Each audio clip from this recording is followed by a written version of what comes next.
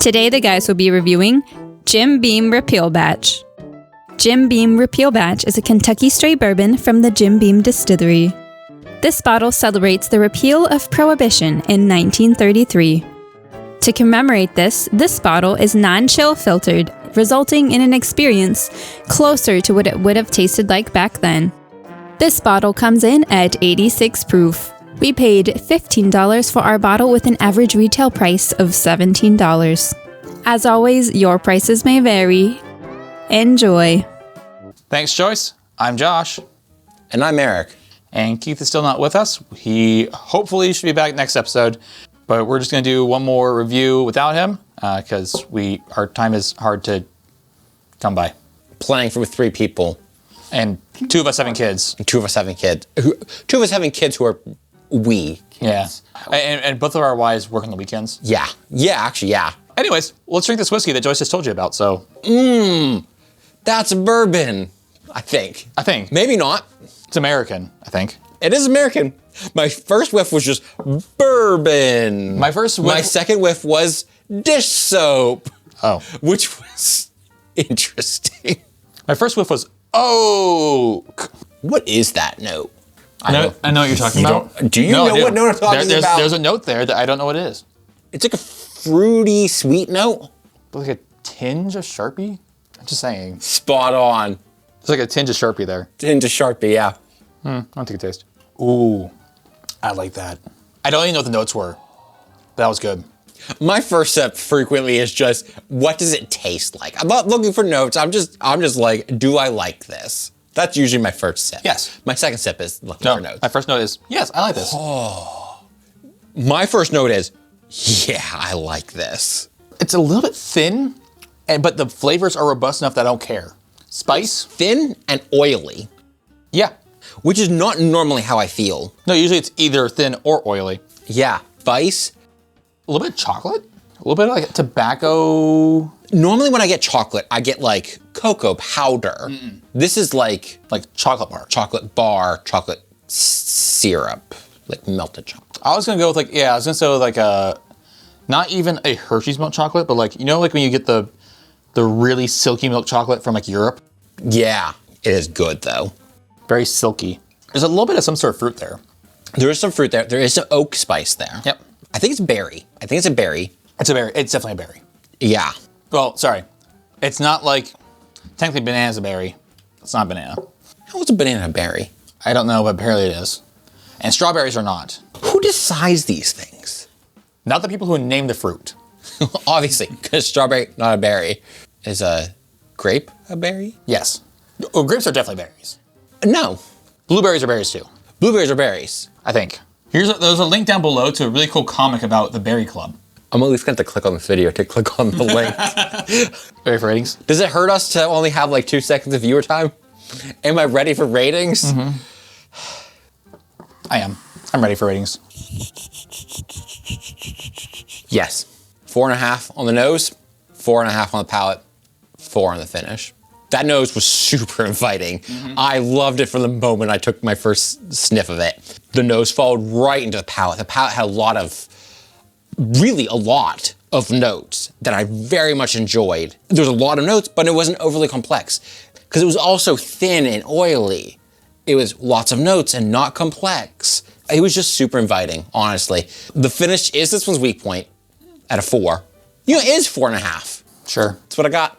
It's a low 4.5 versus a high 4.5? Yeah.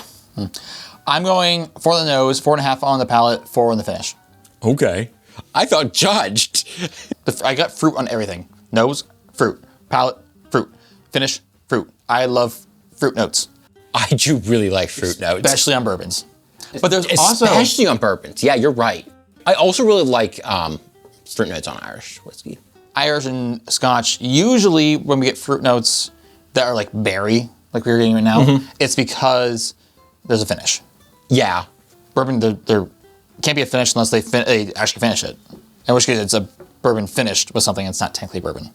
In this one, there's a tobacco note as well, like tobacco, chocolate note that was really good. Like it added that like earthiness. And I think that earthiness was really well balanced against the fruit notes.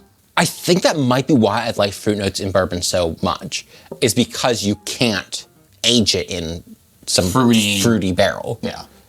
It has to come from the grain or aging. Yeah. Yeah. So our guess is, what do we think the type, bourbon, proof, price, and what would we pay? Okay, so type, it's clearly a bourbon. I think so. If it's not a bourbon, I'd be very surprised. The next thing I need is the proof. Yeah. That is hold on, 84. 84 proof bourbon. I expected you to say 84, 86. Yeah, it's in there. I would pay 22 for this. 24 for this. I'd pay 24 for this. I think this retails for around 20. I'm going bourbon. I'm going 90 proof. I'm going $20. I would pay 22, which is very similar to my last video's guesses. Yeah, it is. But it's almost like you think it's the same thing you thought it was last time. Probably. Yeah, but it's also the same thing I thought like 3 videos ago too. So we got a lot of fruit notes lately on bourbons, I feel like. Yeah, we have. Like the Jim Beam, we got a lot of fruit notes on the Jim Beam. I really want to know what this is. Yeah, let's figure it out. Today we drank...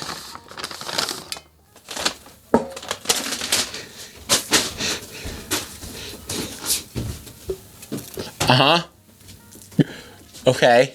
Today we drank Jim Beam Repeal Batch. Not knowing anything, I'm curious why you reacted like that. Because this is exactly what happened with Jim Beam.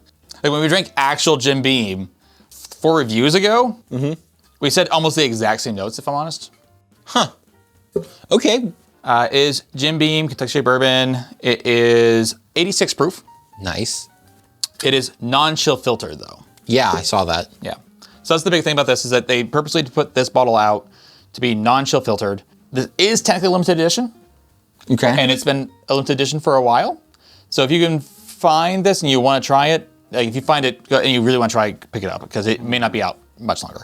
This is essentially like the old tub in that it's non-chill filtered. But instead of being the bottle and bond, it's just 86 proof. So I guess I'll do a quick search of the Ohio website, see if I can find some of this and A nearby store? maybe make a trip. Maybe I won't. Well, let's talk about what price is. Yeah, we should talk about that, because is it worth it? They're not selling this anymore, right? It's limited edition. Right. So I can feel okay about telling them they should sell for more. No, it's what we're telling you is that, hey, you should just make this Make all the time. more of this, yeah. Hey, like literally this is This will sell. This is less work for you. I paid 15 for it. General price is 17. Oh, that's great. Distiller gave this an 84 and Whiskey Advocate an 85. I would drink this. I had, this is my second bottle of this. I had Really? bought a bottle of this before. How did I not get any of your first bottle? You did. Did I? I literally took it to the Turners once and we were all there. You know, you're right. I was there. Accusation rescinded. That's what we think of that bottle. Jim Beam keeps getting me. Somehow. It is real good.